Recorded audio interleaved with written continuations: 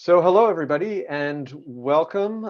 Good morning, good afternoon, wherever you're joining us from to this TI Canada webinar. It's really great to have everybody here, especially our panelists, to talk about our new white paper that TI Canada has released on establishing a Canadian financial crime agency. Before we get things kicked off, I do want to acknowledge that TI Canada's main office is based in Toronto, and we acknowledge that we are on the traditional territory of many nations, including the Mississaugas of the Credit, the Anishinaabe, the Chippewa, the Haudenosaunee, and the Wendat peoples, and is now home to many diverse First Nations, Inuit, and Métis people. For those of you who are new to Transparency International Canada, we are the Canadian chapter of Transparency International, the world's leading anti-corruption movement with over 100 chapters around the world, including ours here in Canada. We've been around since 1996, and in the good Canadian fashion, we tend to punch above our weight based on the size of ourselves, but the massive amount of volunteer power that we have. And I think today's paper is a reflection of that. And to kind of kick things off as to what we're talking about today, for those who weren't aware of the full scale of things or haven't had a chance to really read the paper yet, the federal government announced via mandate letters and in the 2022 budget and 2023 budget that Canada will create a Canadian Financial Crime Agency. And this is something that TI Canada, we actually thought about a while ago at one of our days of dialogues back when they were still online a few years ago. And we put forward the idea in a discussion that given the challenges that Canada faces in enforcing what we could consider white collar crime or financial crime, and we'll talk about what those terms mean in a little bit, what resources are needed in Canada? Is it more money that our law enforcement needs? Is it more laws? Are there staffing issues in the idea of a lack of staffing? And a lot of these ideas came forward and percolated, and then we were really happy to see that the Canadian government decided to take on addressing this idea. And we decided, since we'd already been talking about it for some time, that we should put forward TI Canada's ideas on what such an organization should look like. So with that, we put it to TI Canada's Volunteer Legal Committee to start off the paper. And I'm really happy to have our lead authors, and all of our authors, in fact, with us on the call today who've contributed to the paper. We have Julia Webster, who's head of Baker McKenzie's Canadian Trade and Customs Practice. She is a dispute and international trade lawyer, and she advises companies on trade and customs compliance, anti-corruption, economic sanctions, AML compliance, and supply chain ethics. So Julia took the first crack on pulling the paper all together, and thank you for that Herculean effort, Julia, for getting the whole thing kicked off. Also joining us as one of the authors for the paper is Denis Meunier. Denis is president of D. Meunier Consulting, Inc. He advises public and private sector clients on compliance and anti-money laundering matters and has authored articles on anti-money laundering. He's an active member of Transparency International. He's retired from the Federal Public Service, where he was deputy director of the Financial Transaction and Reports Analysis Center of Canada, or FINTRAC, as many of us know it. He was Director General of Criminal Investigations at the Canadian Revenue Agency and Director of Canadian Customs. Welcome, Denis. And then also joining us as a co-author was Dr. Jennifer Quaid. Jennifer is an associate professor and vice dean research in the civil law section at the University of Ottawa's Faculty of Law. She's an internationally recognized leading legal expert and scholar in the fields of organizational criminal liability, corporate accountability, competition, and business regulations. And Jennifer is also chair of TI Canada's Volunteer Legal Committee.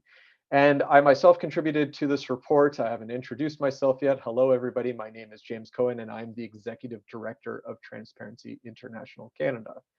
So what we're going to do in this tight hour that we have is talk with our authors about how the thinking came about for this white paper, how our thoughts came together, where we hope the government sees our thinking, and then we'll have a bit of a Q&A on this. So as a first jump into things, I want to put this to all the panel. I suggested a little bit of ideas of why Canada needs a Canadian financial crime agency, but maybe let's talk to the panelists about it. Julia, as the first drafter of the paper, maybe you want to give a stab and explain to the audience why we even need it, why TI Canada thinks we need a CFCA. Sure. Thanks, James. So I really think to answer that question, we need to look at the current landscape of financial crime enforcement in Canada, or white collar crime enforcement. And I'm not going to get into the detailed mechanics of what constitutes or could constitute financial crime. That's certainly something that we discuss in the paper, but I will highlight some poor enforcement statistics that do fall within that financial crime arena as how we have defined it in the paper.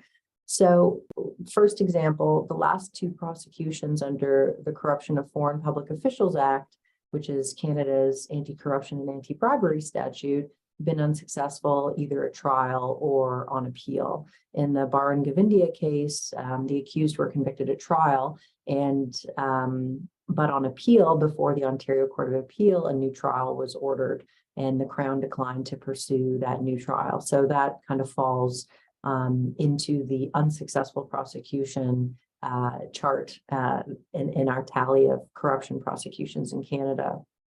In the recently released Arapakota decision, the accused was acquitted. The court held that the Crown failed to establish a quid pro quo and to complete the actus reus of the offense under the CFPOA.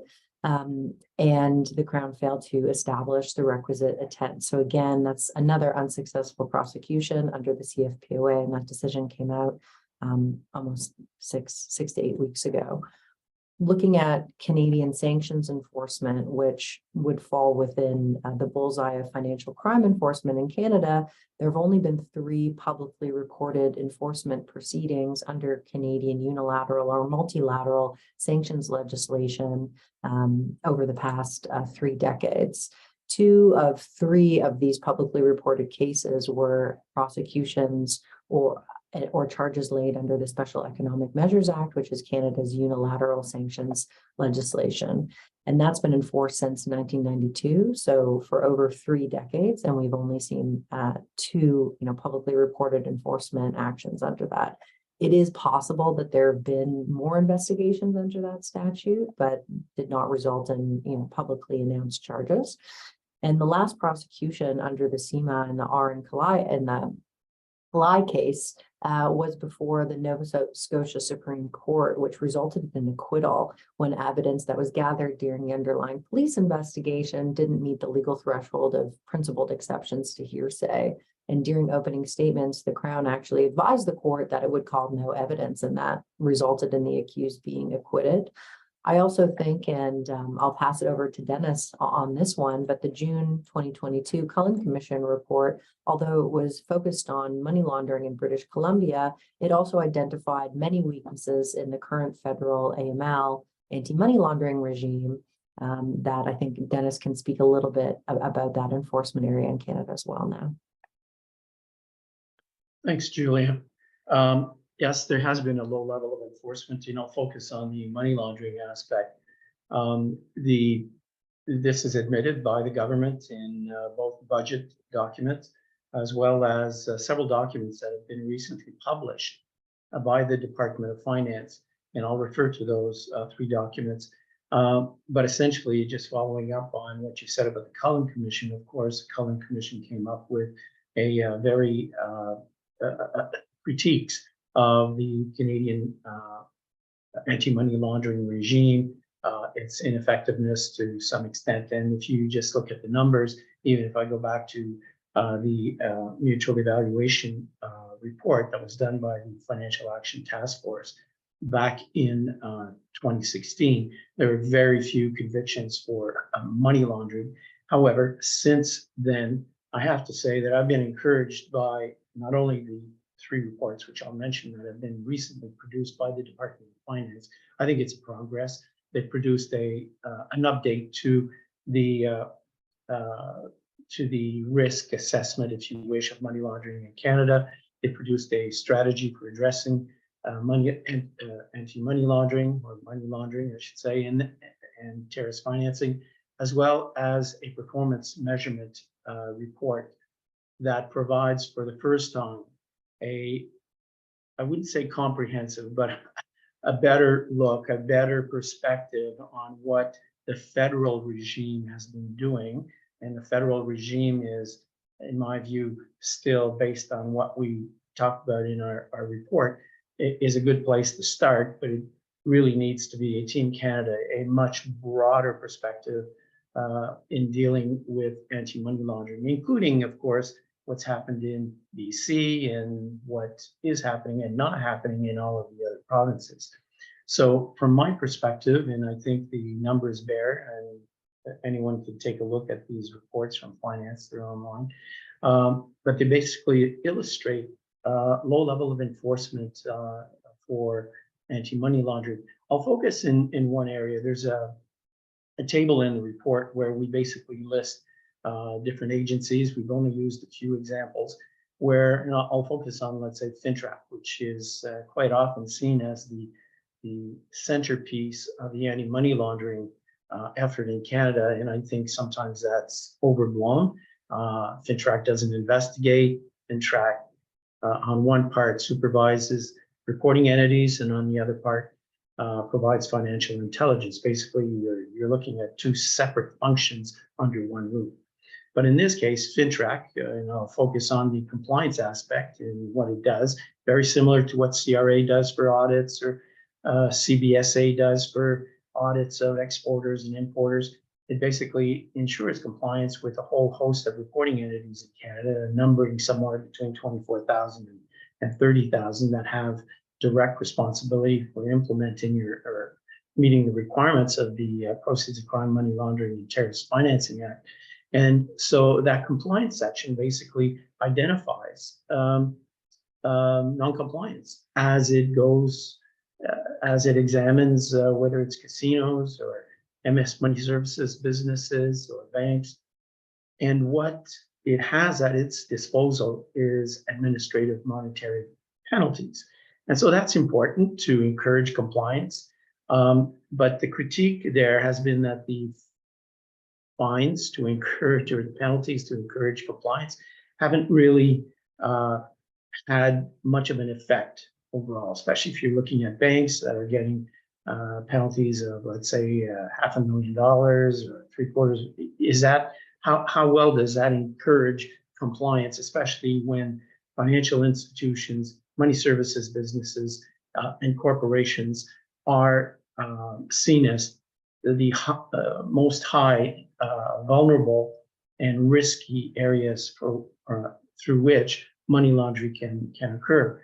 So when FINTRAC comes up and identifies something that's very egregious, they don't have their own investigative body, and call it quasi-criminal, criminal, to enforce the offenses that it has in the PCM-LTFA.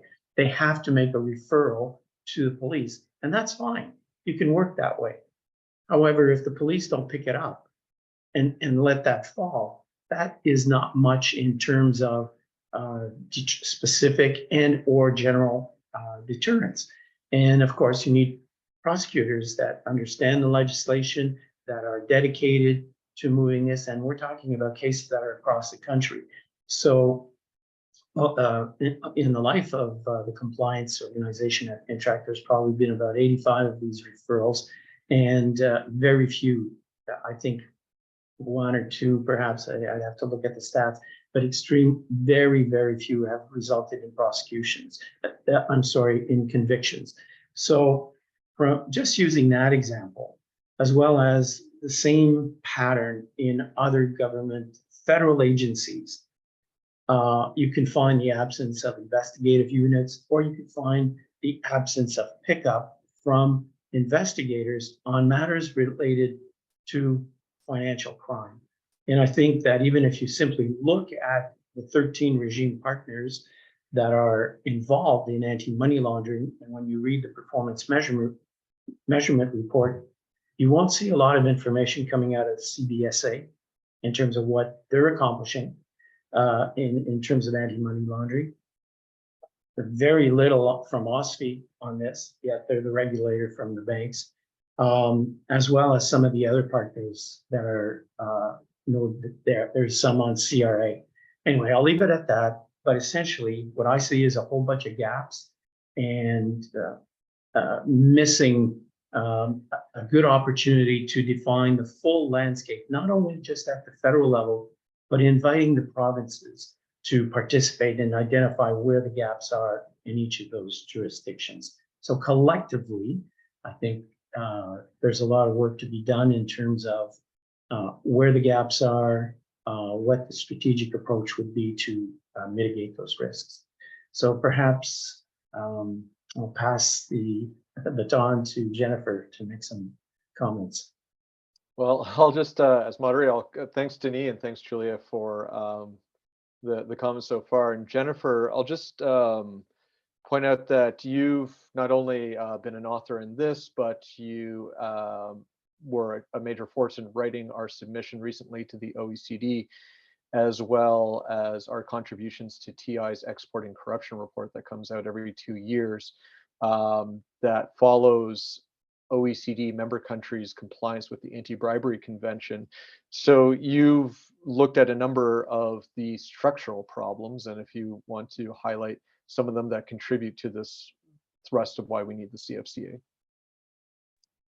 Thanks, James, and thanks, Julia and Denis. By way of just slight background, I think something that's important to mention with regard to the white paper that we've produced, and the lion's share of the writing really was done by my co-authors. The early thinking about this came from Anthony Cole, the former chair of the legal committee, and myself. We had a series of conversations following a panel discussion where we looked at, what are the problems and gaps in enforcement, and Denis has gone over a fair number of them in detail.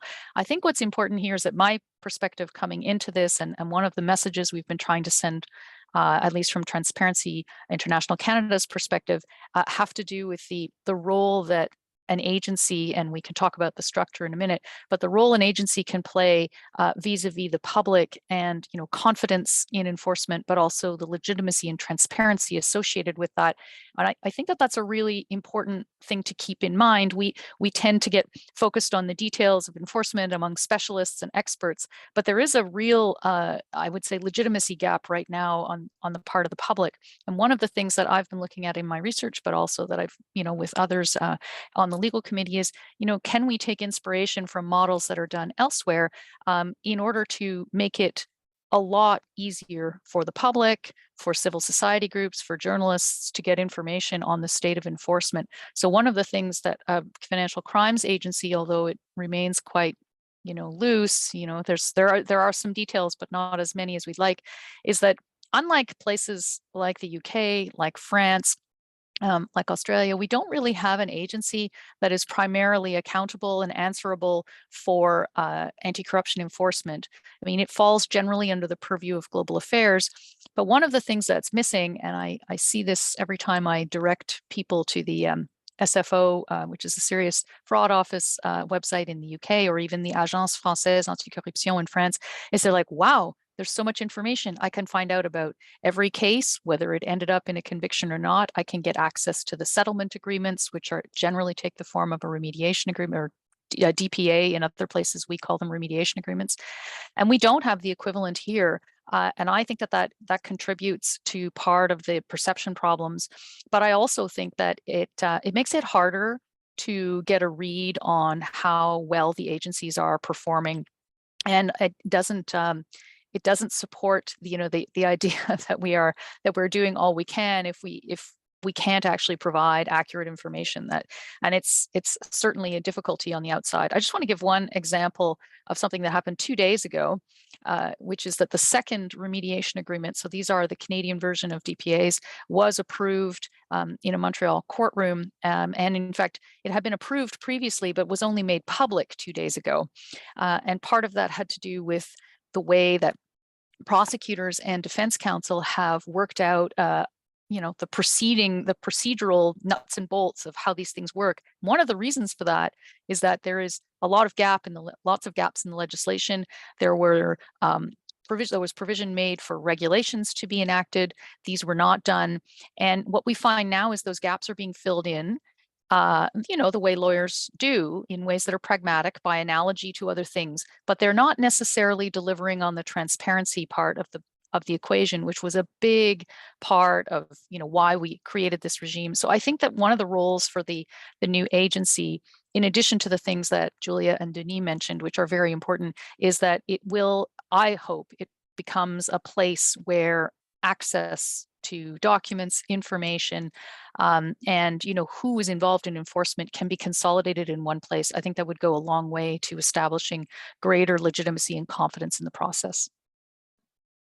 Fantastic. Thanks, Jennifer. And thanks everybody for that first round of why do we even need a Canadian financial crime agency in the first place? And I think we've laid out, and no doubt a lot of the audience here today knows about Canada's struggles on all fronts. And indeed, it's made its way up into public dialogue, especially on the anti-money laundering side. The term snow washing, of course, our organization has pushed that one, but it's come up in budget year after year. The Prime Minister acknowledged it, Canada's money laundering problem, a couple of years ago in a press conference. It's been coming up, but as much as anti-money laundering gets the headlines a lot, as was pointed out, Julia and Jennifer, there are the issues of the enforcement of the Corruption Public Officials Act, sanctions, and even fraud that don't make the headlines as much. Back in 2019, SNC-Lavalin's remediation or lack of remediation and trial over bribery in Libya, that brought the CFPOA up to a national view, but it's kind of faded away. So I think it's important that Canadians recognize this broad stance of what the problem is, and we'll get more into that in a little bit. But given all the problems that we've had, and given that the government, as we know it, is currently looking at the issue, it's under the mandate of Public Safety Canada, who's in a 2-year review of how to establish the agency. And so we should be hearing something by the fall. And so hopefully our recommendations have fallen on ears that are still willing to hear some ideas.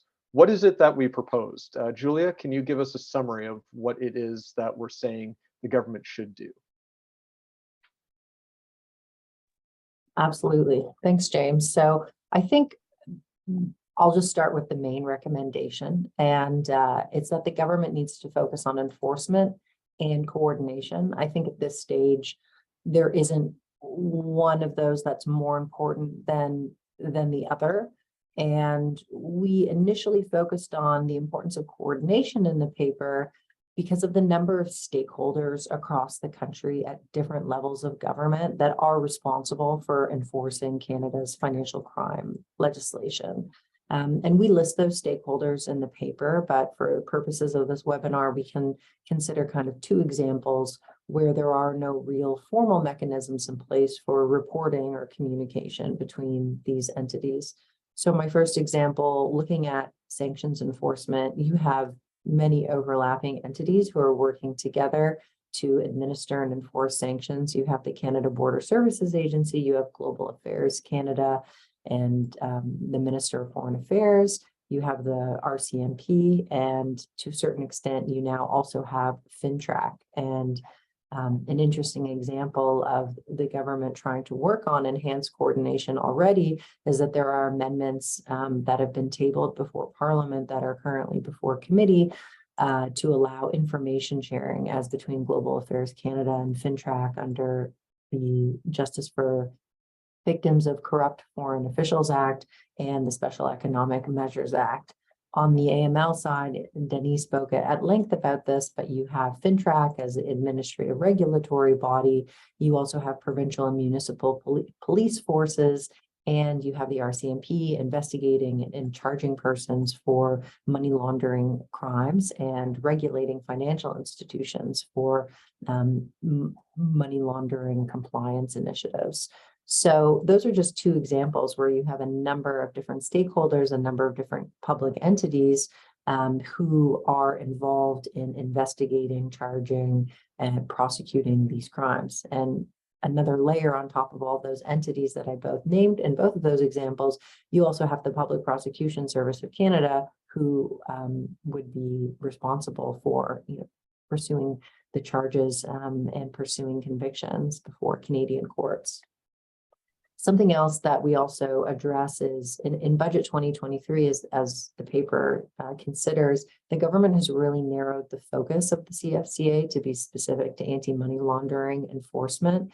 But in our view, there are really some other areas that do have some overlap with AML, and that would include sanctions and anti-corruption enforcement. But we think that the mandate over time should expand to include other areas of financial crime beyond focusing on anti-money laundering.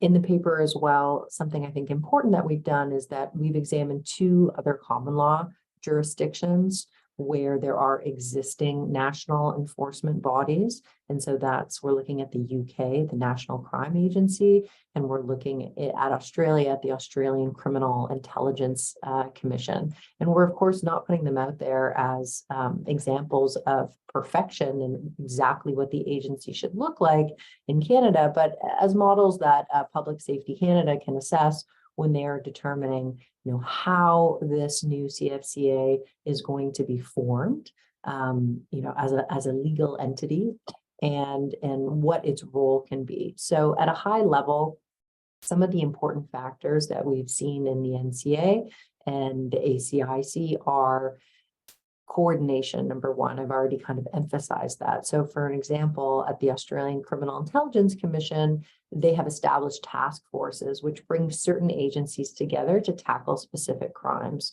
So it's a great way to try and foster coordination and create efficiencies between agencies who are focusing on certain areas of financial crime. Another factor to consider, it was what Jennifer raised earlier, is the importance of transparency.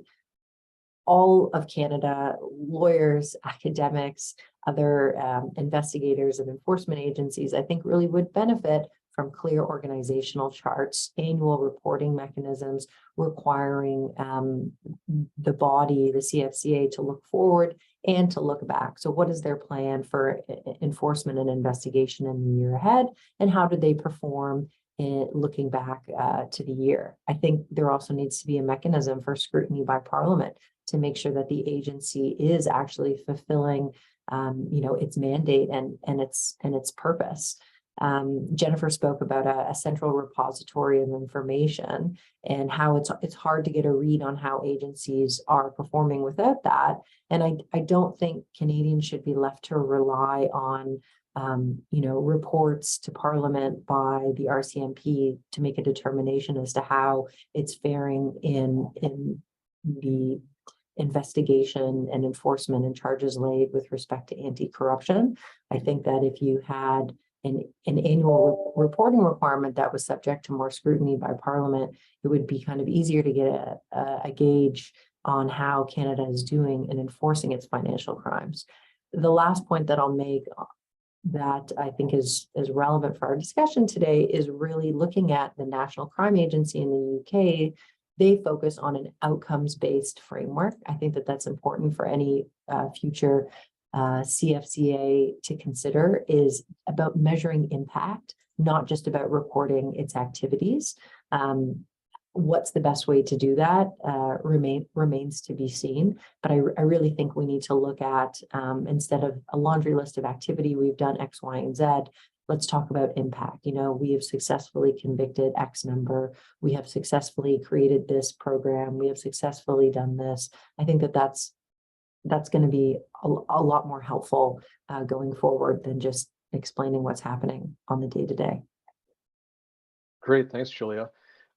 Denis, as Julia pointed out, and Jennifer as well pointed out, when we first started looking at the paper, and I think this came from our discussion at the Day of Dialogue a couple of years ago with Anthony, I think TI Canada, we were gung-ho about a new agency that would do enforcement, and then we backed off in our thinking and went back to coordination. But with the latest budget, the government has really emphasized enforcement. And this is where your contribution really kicked into the paper of explaining you can have a new agency that can do enforcement without it duplicating the work of all the other organizations, and it can still coordinate. So could you elaborate on the importance of the enforcement function of a CFC and how it would work? Yeah, thank you, James, and thank you to my colleagues, Jennifer and Julia. I agree with everything they've said. And it does, sometimes we have an opportunity to say more than what's in the paper, because this paper could have been 80 pages long, but really, I think we did get the core of the ideas out there. Just before I answer, what I would say is that the whole idea of coordination stems from a perspective, a national perspective of, Team Canada kind of approach. And it's very difficult. Of course, we've got 14 different jurisdictions, legislation is not harmonized, and I don't want to go through the whole list of impediments that sometimes impede enforcement. But I think there's real opportunity here. And there are some examples that have been shown in the report that I highlighted, the performance measurement report. While it is still not as broad as I would have wanted it to do, because it only deals with the actions of the federal regime. And just like Julie and Jennifer said, we really need a lot more statistics, more information, more accountability. I've been to parliamentary committees where I've been asked specifically about questions that were out of the realm of, let's say, FinTrack. And unless you had 13 people around the table being able to answer the question, and in some cases you didn't have the stats. So it's very important what they've said about making public the information, not only about results, but outcomes as well. But just going back to the whole enforcement thing, I would basically say that it's very important to have an organization that not only looks at what we have seen apparently is a restriction in their mandate on money laundering, but keep it broad on financial, and build an agency that can actually look very broadly at all of the stakeholders and involvement in that, and define where the problems are by jurisdiction, and essentially identify who can do what in terms of attacking some of the problems that we've seen. Regulators have a role, and so how do I see enforcement? I see it starting from the very beginning, and that is identifying what the size of the problem, and we address that. What is financial crime?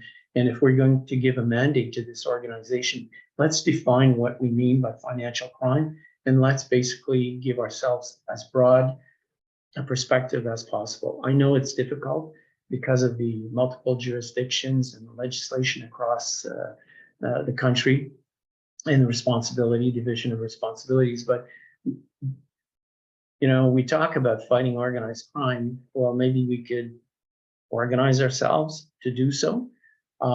They have an advantage. And I've seen some real progress in some of the initiatives, whether it's CIROC or basically an alliance in BC that's basically coming up with a new approach to coordinating with various government departments, provincial, et cetera.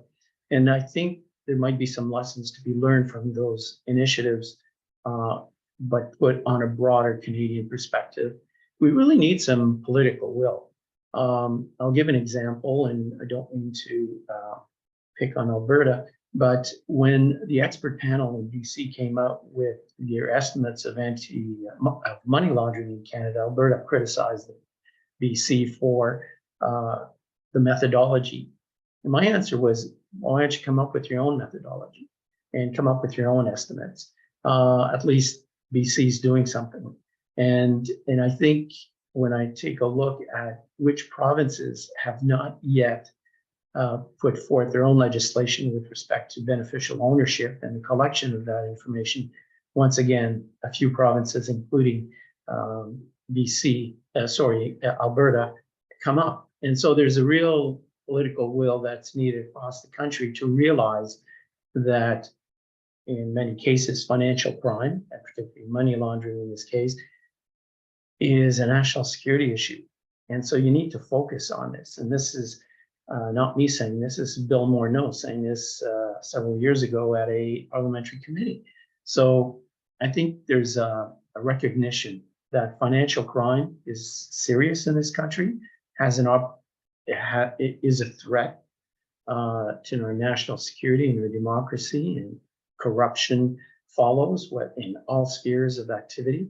And we really need to take that broad approach, coordination as well as enforcement. So I guess that's part of what the paper is saying, is basically, let's take a broad look. Let's look at enforcement, but also coordination, particularly important. Great, thank you, Denis. And Jennifer, I think as Denis was just saying, and we've been alluding to in this whole conversation, is that from the beginning, when the government announced this as the Canadian Financial Crime Agency, we've had an issue with this term financial crime because it's quite nebulous. And for a while, our viewpoint was, well, you need to make the parameters to narrow it down. And then in budget 2023, the government dropped the word financial crime, not of the agency, but in its general conversation or description of its mandate, and focused specifically on anti-money laundering. Now, we would argue expand that back to be as broad as possible, as we've been explaining. So could you elaborate on this challenge of the term financial crime, and what would go into thinking how to define the mandate and how to get the right size of a mandate? Yeah, thanks, James. This is certainly, one of the first reactions we had is the use of the expression financial crime, because you sort of have a rough approximate idea of what the political understanding is. But as a lawyer and someone who's spent a long time thinking about, what we do in response to this broad category of offenses, I think we have to be a little more precise. So the first problem with financial crime is what is it that's financial about these crimes? I think that there is often a kind of unintentional or maybe just an ambiguous scope. Is that white collar crime? Is that economic crime? Is that crime committed by business entities? Is that crime committed for financial gain? And where the harm is primarily financial or economic. I mean, all of those definitions or all of those ways of slicing, the offense are possible and defendable. I think that one thing that I worry about in terms of looking at this through the lens of financial crime, when we might mean really actually something else, or not quite so focused on money, is that there are human and social costs to these kinds of crimes that may get occluded by the fact that we're focusing on money. And I particularly think it's important to remember that, one of the impetuses behind the creation of the remediation agreement regime, for example, which was, in a larger context of discussing economic crime and corruption, was that it was important to recognize that there are victims of these crimes, even if they're not obvious right away, and that in some ways, Canada as an exporting economy and as a player in the larger world, we do have an impact on other places, and the conduct of Canadian companies and Canadian people, Canadian citizens, does have an impact elsewhere. So when we talk about financial crime, one of the worries that I have is that we're thinking this is a money problem, or this is a greed problem, this is a profit problem, and in fact, it has larger implications. I think the other issue that cuts across, that's more of a technical lawyer point, but it's very important, is that different types of what you could call financial crime may fall more clearly within provincial jurisdiction or federal jurisdiction. And so things like securities regulation are solidly provincial, and there is a fair range of enforcement that occurs already against offenses, or whether they're regulatory or criminal, that fall in relation to capital markets and protection of investors. You can, if you're creative, characterize something that to one person might seem like money laundering or might seem like corruption, and you can package it as something that's a violation of the Securities Acts, particularly if it has to do with disclosure. One of the problems with that flexibility is that it means that we don't necessarily know where the type of conduct that might be the target is actually being enforced, and are we enforcing it in different and creative ways? That's where the coordination piece comes up again. It may in fact be a good idea to prosecute some of these things, or to handle them with the regulatory regimes that exist at the provincial level. But if we don't actually know right hand, left hand what's happening, it's not a very effective response. So I do think that we have to, get a handle on what is the core focus of this agency. It can't be everything, obviously, as much as we'd like. And maybe we do have to have some sort of initial discussion among the different stakeholders to say prima facie, or let's say our first effort at divvying up who might be normally the first lead agency, try and identify roughly how it is, and then see how things go. If I may just say one more thing about this before I, leave my answer, is that I do think that there's a broader question about how we legislate in this country and how we adapt to new circumstances. And I think one of the things that would be really good that we could build into the agency structure and into whatever framework is around it is adaptability and flexibility. That is to say, we have to not be afraid of taking a first step and putting something together because it might not be perfect. I think that we have to keep in mind that this agency will have to evolve and grow into its functions. And so if we have more of an incremental idea of how it can take shape, there might be more opportunity to really craft it as a function of the specific constraints that exist in Canada. You can call them challenges or opportunities. Federalism offers the opportunity, as Denis talked about, for experimentation. But we want to be able to continue to fine tune it. I don't think we're going to get it right the first time. That is to say, perfect. But I do think a first step is to start maybe this smaller way, but to keep open and to have as an objective to make it broader. Great. Thank you very much, Jennifer. And thanks everybody for those two rounds. We have some time for questions, and I see one already here. How will establishing a CFCA change or influence ways of working for organizations, especially in retail? And I might reframe this a little bit because this came up in our feedback. I know Pat Poivin is online. He already said hi, and we acknowledged him in the paper for some great scrutiny of the paper, and we added some points in. One of which is the point of education and prevention, and that a CFCA should work with Canada's private sector. I'm wondering if anybody on the panel wants to take a crack at the importance of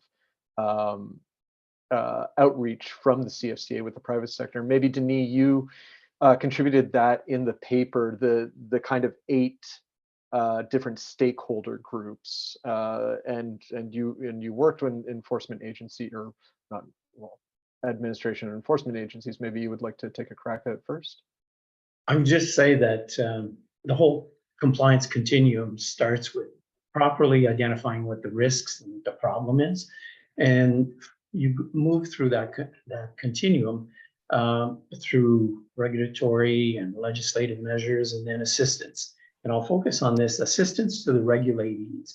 And in the case of anti-corruption, we move from automatically, legislation to a police force, the RCMP in the case of this, CFPOA, sorry.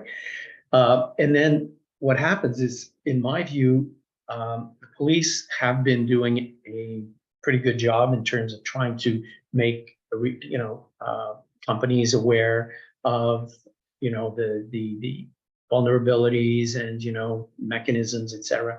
But I really think that there's a gap there, and that gap could be regulatory and or an agency that could, or it doesn't have to be an agency, but a unit, a body that's dedicated at making sure that, in fact, exporting businesses, I'll use that, major ones, have some guidelines, hopefully regulated, perhaps somewhat like a compliance regime in the AML regime, where you have to have a compliance officer, et cetera, et cetera. So I do think that there are some of these gaps where education, awareness, bringing people together, because really what you want to do is prevent, and it's a heck of a lot cheaper to work on education and awareness and webinars, because as you move through that continuum, you end up in criminal investigation and then referral to prosecution, et cetera, and tying up the courts, when in some cases this could have been prevented.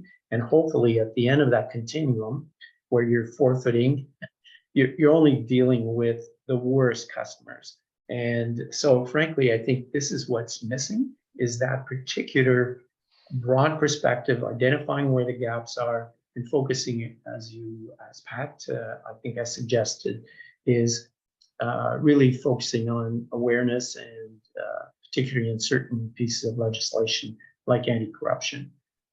Thanks, Denis. And talking about the preventative side, Jennifer, Julia, I've especially collaborated with both of you on TI Canada's views on remediation agreements and monitoring their enforcement or use, or sometimes lack thereof.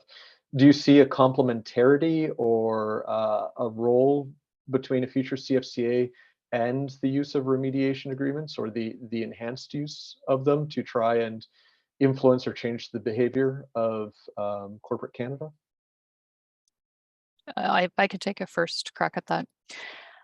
I think it's essential. I think that that's one of the problems right now, is that at the moment it's a mechanism that exists that is entirely dependent on individual prosecutors and individual teams to sort of work out whether it's appropriate, whether it should be negotiated, and so on. And the legislative framework has limits. There's only so many things you can put out in legislation. We based our regime on the UK model. It's not the same, but it's similar. And yet we did not do what the Brits did, which is that the day that their regime became effective, they also had substantial updates to their prosecution manual. They had regulations. They had things that came out that complemented the enforcement, because you have to be able to have some flexible guidelines and policies that give more content that are not really appropriate to put in the legislation.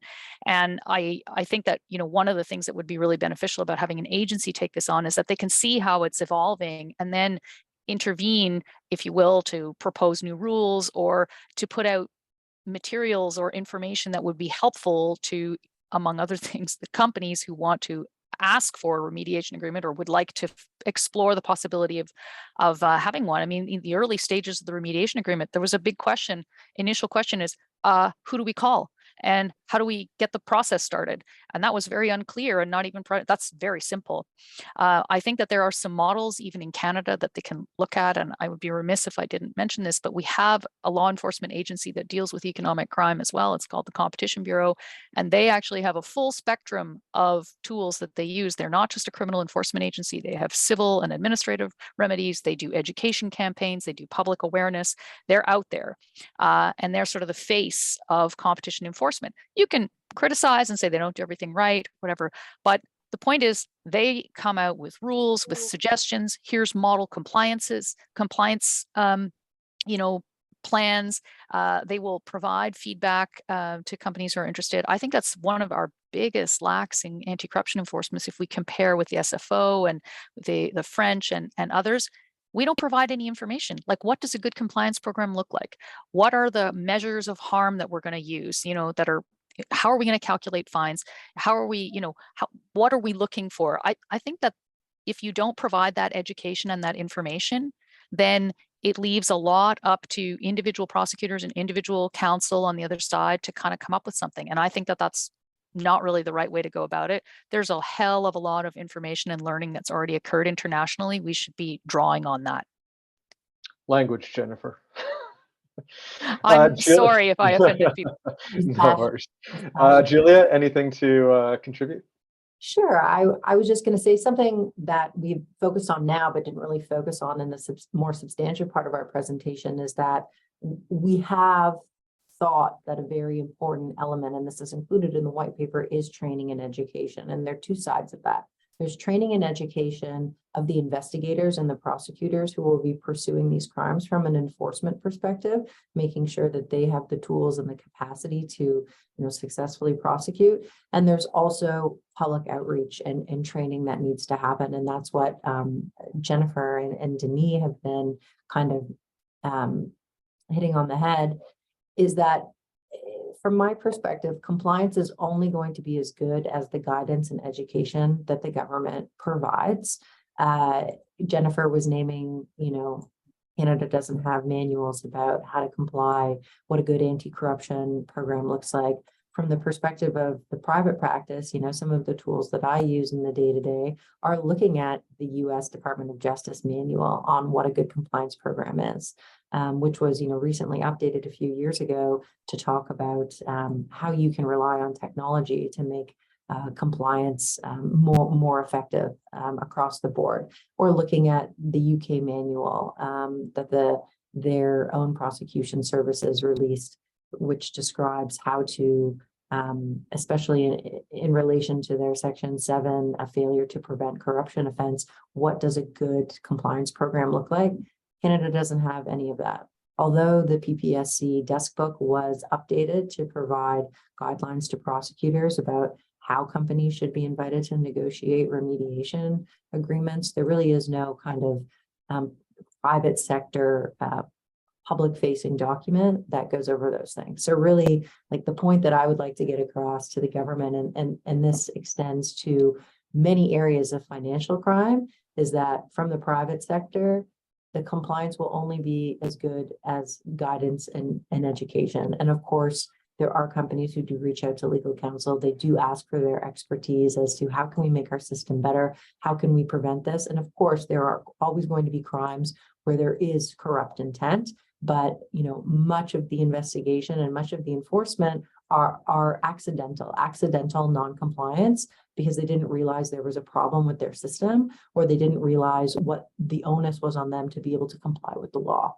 So I really think, focusing on this discussion of education and training is a very important part of the future of whatever the CFCA comes to be.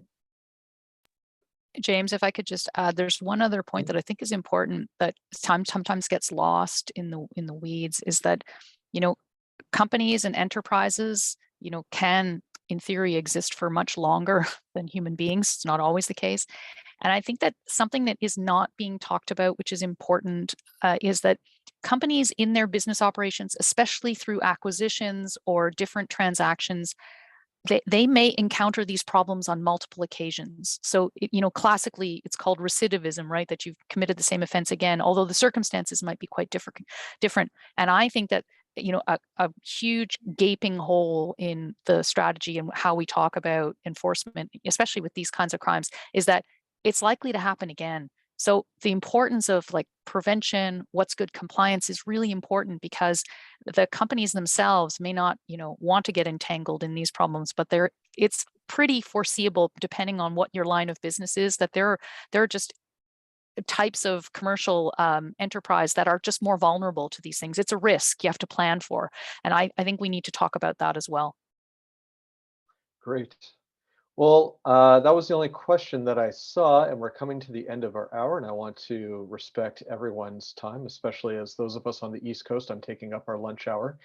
So before I just sign off, to wrap things kind of up in a summary, thank you, Julia, Jennifer, and Denis, for volunteering your time to write this white paper for TI Canada. And the point we're making here is that we saw the government happily bring this on as part of the mandate for Public Safety Canada in a slightly nebulous form, only to then narrow it down to something very specific in anti-money laundering and enforcement. And our point to Public Safety Canada would be actually re-expand, not just enforcement, but coordination, not just as a side thought, but coordination as a key feature, given all the moving parts within Canada that could tap into what we consider white collar crime. And then on that point of white collar crime, have a more expansive view. We know that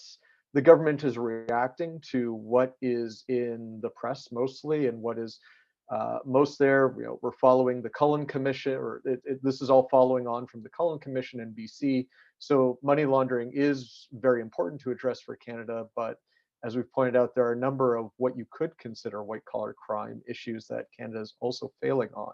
And so we want, I think, I forget who specifically said it, maybe Jennifer, let's not be afraid of not making the perfect institution right away, but an adaptable institution that can pick up on these areas that we might not get to this time around, and be able to address them and be transparent, as Julia highlighted, and report back to the Canadian people to, as Jennifer said, restore trust and perceptions by the Canadian public and even our partners overseas in Canadian business, that law enforcement and prosecution and administrative bodies in Canada are protecting our economy and our citizens from the impacts of what we see as financial crime.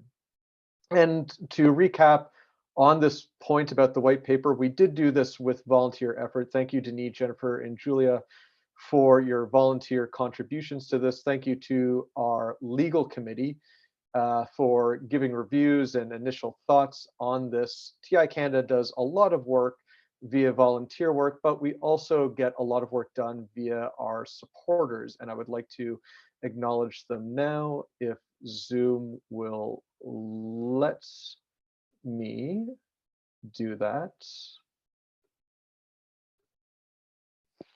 And I don't know if everyone can see my screen. I don't think they can. Probably not. So I'll just acknowledge our supporters, our diamond supporters, Export Development Canada, our platinum supporter, Siemens Energy, our gold supporters, Deloitte, Manchester CF, Scotiabank, Sky Power Global, and Peter Dent Professional Company, and our silver supporters, Gowling, WLG, Kinross Gold, Thales, and VersaBank.